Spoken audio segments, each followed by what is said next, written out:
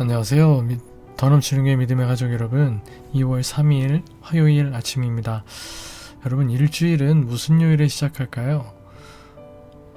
너무 쉽고 당연한 걸 물어봐서 무슨 얘기신가 할 것 같은데, 우리에게 일주일은 주일날 시작하는 거죠. 월요일이 아니라 주일이 한 주간의 시작입니다. 한 주간을 시작하며 하나님께 예배드리고 또 우리 믿음의 가족들과 함께 주님 안에서의 행복한 교제를 나누고 나서 이제 월요일은 우리가 일상의 삶, 또 직장에서의 삶을 또 살아가는 또 첫날이기도 한데, 월요일은 월요병이라고 우리 일컬어지는 그런 말이 있을 정도로 쉽지 않은 날인 거는 분명한 것 같습니다. 이 월요일을 어제 잘들 보내셨는지 모르겠습니다. 이렇게 시작된 한 주간, 오늘 화요일인데 또 새로운 마음들을 가지고 말씀 묵상하시면서 주님께서 말씀을 통해 주시는 새 힘을 공급받아 이 한 주간을 또 힘차게 기쁘게 넉넉하게 잘 살아내실 수 있는 여러분들도 일상의 삶, 직장의 삶에서 또 많은 은혜들을 누리고 승승장구하는 한 주간이 되실 수 있기를 주님의 이름으로 축복해 드리겠습니다. 오늘은 서론이 좀 길었습니다. 오늘은 여러분들과 함께 요한복음 1장 35절에서 51절까지의 말씀을 함께 묵상하도록 하시겠습니다. 먼저 이 영상을 잠시 멈춤을 해두시고 오늘 본문의 말씀을 여러분들께서 개인적으로 먼저 읽어주시기를 바랍니다.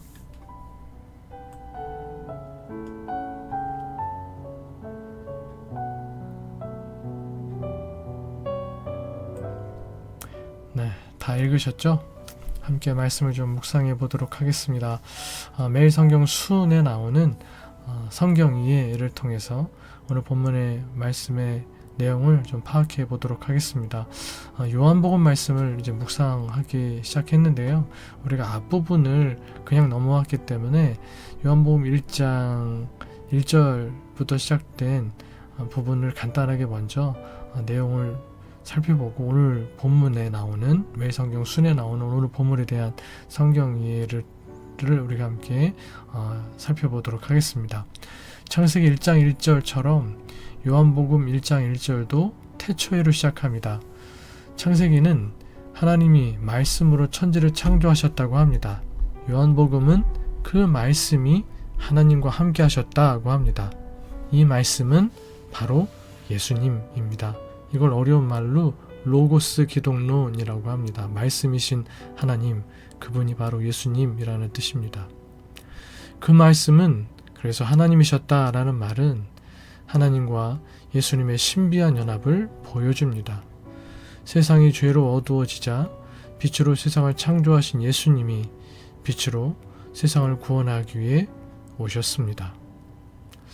오늘 본문에 대한 성경 이해로 넘어와서 창세기처럼 태초에로 시작했던 요한복음은 개역개정 성경의 이튿날, 새벽녘 성경의 다음날로 표현된 단어로 이어집니다. 29절, 35절, 43절. 이것은 창세기 1장에 저녁이 되고 아침이 된 일을 반영하는 표현으로 예수님으로 인한 새 창조의 역사가 이루어지고 있음을 보여줍니다. 창세기에서 피조물이 하나 둘 생겨났다면 요한복음에서는 예수님을 따르는 이들이 하나 둘 생겨납니다. 세례 요한의 제자들이 예수님을 따르고 안드레와 사도 요한으로 추정되는 익명의 제자와 시몬이 예수님을 따릅니다. 예수님은 시몬의 이름을 반석, 돌이라는 의미의 베드로로 바꾸어 주십니다. 반석이라는 단어는 베드로가 교회의 주춧돌이 될 것임을 암시합니다. 나다나엘은 예수님이 나사렛 출신이라는 말을 듣고는 그 시골 구석에서 무슨 그리스도가 나온단 말이야 라며 무시합니다. 하지만 예수님은 나다나엘을 나무라지 않으시고 오히려 그의 속마음을 칭찬하십니다. 나다나엘은 자신의 속마음과 과거 일까지 꿰뚫어 보시는 예수님을 이스라엘의 왕으로 곧바로 인정합니다. 이와 같은 내용이 오늘 본문 말씀을 통해서 예수님은 어떤 분이신지 그리고 내게 주시는 교훈은 무엇인지를 살펴보며 말씀의 은혜를 나눠보겠습니다. 35절로 39절. 이튿날은 창세기 1장에 저녁이 되고 아침이 된 일을 떠올리게 합니다. 태초에 하루하루 피조물을 창조하셨던 말씀께서 몸을 입고 세상에 오셔서 하루하루 새로운 피조물을 창조하십니다. 예수님은 예수님을 따라오는 요한의 제자들에게 와서 보아라 말씀하시며 초청하여 함께 거하십니다. 그들에게 예수님을 알 수 있는 기회를 주셨고 또 제자들과 함께 거하시면서 깊이 만나 주셨습니다. 여기서 거하다 라는 단어는 포도나무와 가지처럼 그가 내 안에 내가 그 안에 꼭 붙어있는 관계를 말합니다. 주님은 오늘도 여전히 우리와 함께 거하시기 위하여 말씀하시며 내 안에 거하라 나도 너희 안에 거하리라 고 우리를 초청하고 계십니다. 사랑하는 믿음의 가족 여러분, 예수님의 이 귀중한 초청에 어떻게 응답하고 계십니까? 주님께서 말씀 안으로 초대하여 자신을 알리시고 또 나와 거하기 원하실 때 그 초청에 즐거이 응함으로 우리의 매일의 삶이 날마다 새롭게 창조되는 하루하루가 되기를 기도합니다. 제가 이 새벽 성찬을 시작할 때마다 여러분들에게 늘 드리는 이야기가 있죠. 오늘은 그걸 안 했네요. 말씀이신 하나님을 만나 뵙는 새벽 성찬의 자리라는 표현입니다. 우리가 말씀 묵상하는 일, 새벽 성찬이 큐티하는 일이 이 말씀 가운데 임재해 주시는 하나님을 만나는 일입니다. 거꾸로 말하면 하나님께서는 우리 예수님께서는 이 말씀 가운데 함께 하시면서 우리와 만나고 싶어 하시는 것이고 말씀을 통해 예수님께서 나랑 만나자라고 우리에게 초청해 주시는 것입니다. 그래서 아침마다 우리를 초청하시는, 아침마다 우리를 부르시는, 아침마다 우리를 기다리시는 주님께 나아가 주님의 말씀 듣고 그 말씀대로 우리에게 가르쳐 주신 그대로 우리의 삶을 살아감으로 우리의 매일의 삶이 날마다 새롭게 창조되는 그런 하루하루가 될 수 있어야 된다는 것입니다. 우리 모두의 삶이 그렇게 될 수 있기를 주님의 이름으로 축복해 드리겠습니다. 40절에서 50절. 시몬의 이름을 이미 아셨고 무화과 나무 아래에 있던 나다나엘을 지켜보셨습니다. 그들과의 만남을 기다리셨습니다. 시몬을 반석 베드로로 바꿀 만남을, 나다나엘을 참 이스라엘 사람으로 더 큰 일을 볼 자로 칭찬하실 만남을 고대하셨습니다. 안드레는 시몬에게 그가 왜 메시아인지 납득시키려 하지 않았습니다. 메시아를 만났다고 할 뿐이었습니다. 빌립은 보잘것없는 예수님의 출신지에 실망하는 나다나엘에게 복잡하게 설명하지 않았습니다. 와서 보라고 할 뿐이었습니다. 자신이 경험했듯이 주님과의 만남으로 모든 것이 설명되고 납득될 것을 확신했기 때문입니다. 예수님은 우리와 이 만남을 갖기를 기다리십니다. 그리고 우리가 누군가에게 예수님과의 만남을 들려주기를 바라십니다. 간절히 바라고 소망하기는 예수님을 구주로, 생명의 주인으로, 삶의 주인으로 만나시기를 간절히 소망합니다.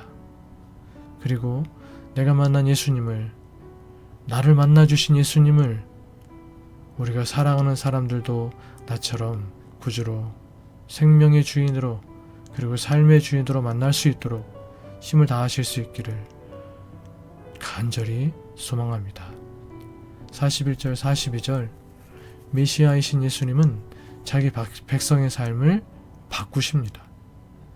안드레를 바꾸신 주님은 베드로를 주목하여 보시며 그에게 장차 바위 같은 사람으로, 반석 같은 사람으로 변할 장래를 약속하십니다.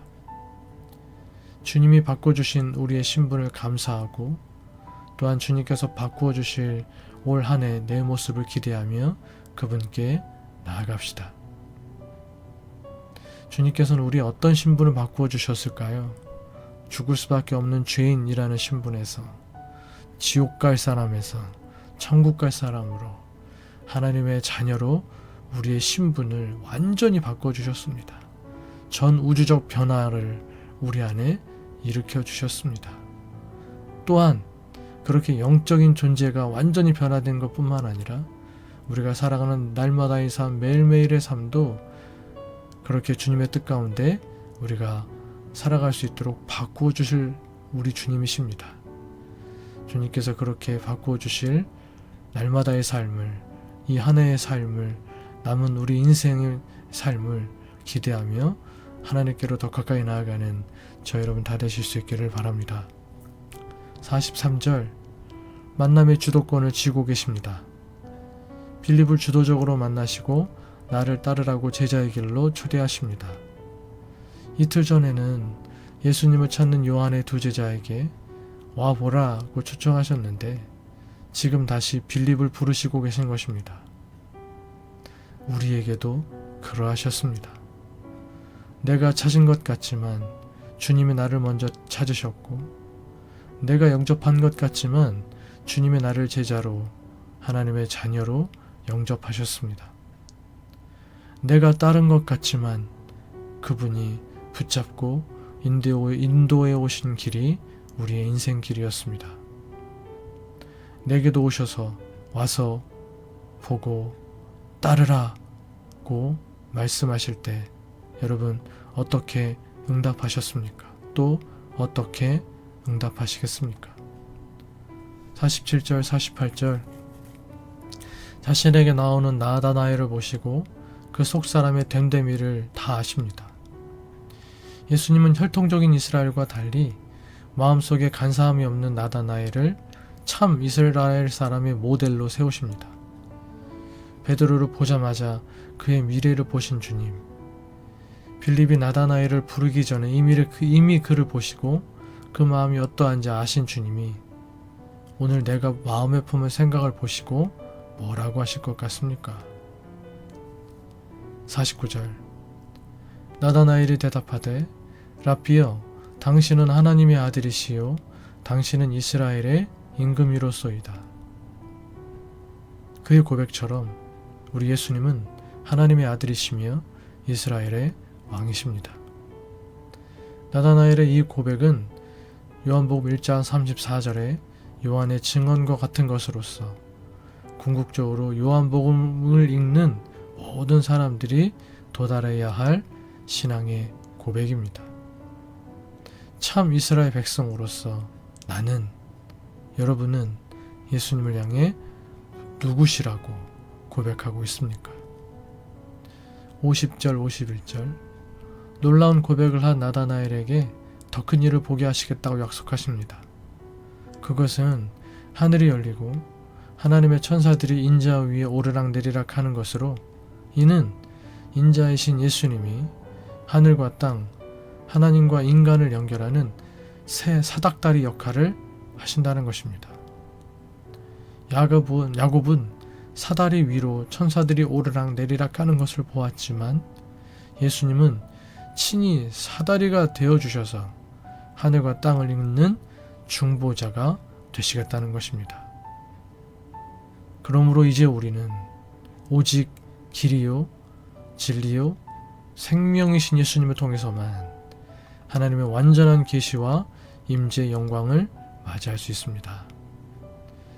오직 예수님을 통해서만 우리는 구원의 길에 들어설 수 있고 구원의 길을 걸어갈 수 있고 영원한 구원에 도착할 수 있습니다. 오늘 본문 말씀을 통해 내게 주시는 교훈을 살펴보겠습니다. 간단히 살펴보겠습니다. 35절에서 37절, 자신의 제자를 자신보다 탁월한 스승인 예수께 보내는 세례 요한의 영성과 예수님을 만나려고 인간적인 관계를 접는 제자들의 모습에서 배울 점은 무엇입니까? 41절, 자신이 만난 그리스도께 형제를 인도하여 그를 영원히 살린 안드레처럼 오늘 내가 주님을 소개하고 영원히 살리기 위하여 주님께 인도해야 할 사람은 누구입니까? 44절 45절 가장 가까운 사람에게 성경 말씀을 바탕으로 자신이 만난 예수님을 증거하는 빌립의 전도 방법에서 내가 배워야 할 점은 또 무엇이 있을까요? 46절 이미 알고 있는 지식이나 선입견은 예수님을 만나는데 방해가 될 수 있습니다. 나는 예수님을 어떤 분으로 알고 있습니까? 47절 하나님을 떠난 거짓 이스라엘은 그 마음이 간사합니다. 그러나 예수님을 믿어 새롭고 참된 이스라엘이 된 자들의 삶에는 전혀 거짓이 없습니다. 사랑하는 믿음의 가족 여러분, 오늘 우리가 함께 묵상한 이 요한복음 1장 35절에서 51절 말씀을 통해서 하나님께서 우리에게 보여주신 그 많은 도전들, 들려주신 말씀의 은혜들, 또 기도의 제목들을 다시 한번 기억하시면서 기도하시는 이 아침 되시기를 바라겠고, 말씀이신 또 말씀 가운데 임재하신 예수님을 큰 은혜 가운데 만나 뵙기를 사모하며 기도하실 수 있기를 또한 바라고, 계속해서 교회를 위해서, 믿음의 가족들 서로를 위해서, 부족한 저를 위해서, 여러분들의 개인적인 기도 제목들을 위해서 기도하시다가 또 자유롭게 일상의 삶을 시작하실 수 있는 이 아침 되시기를 바라겠습니다. 함께 기도하시겠습니다.